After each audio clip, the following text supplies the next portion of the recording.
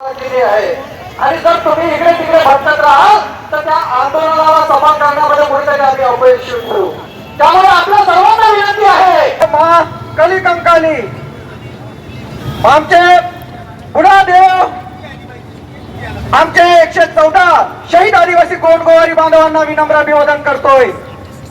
आज आदिवासी गोंडगोवारी संवैधानिक हक्क संघर्ष कृती समितीचा संपूर्ण लढा या ठिय्या आंदोलनापर्यंत आज आपण आलेलो आहोत. यासाठी गेले 74-75 वर्ष लोटलेले आहे. कारण की आपला लढा जो आहे आजचा नाही आहे, आजचा लढा मी शंकर नेवारे चंद्रपूर. आमची मागणी आदिवासी गोंडगोवारी जमात संविधानिक हक्क संघर्ष कृती समितीच्या माध्यमातून आज हे धरणे आंदोलन आहे.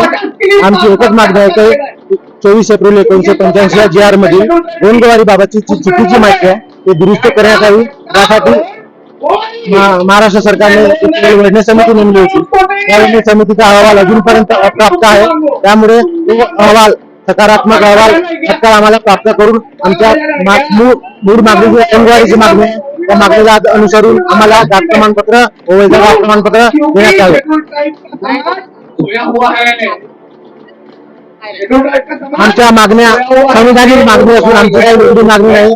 वारंवार आम्ही आंदोलन निवेदनाच्या माध्यमातून सरकारला आम्ही हेच सांगितलं आमची संविधानिक मागणी आहे. सरकारने पण मागे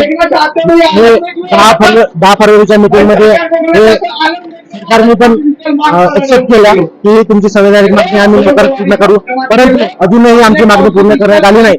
जर आमची मागणी पूर्ण करण्यात आली नाही तर येणाऱ्या जिल्हा परिषद विधानसभा निवडणुकीवर सुद्धा आम्ही बहिष्कार करू.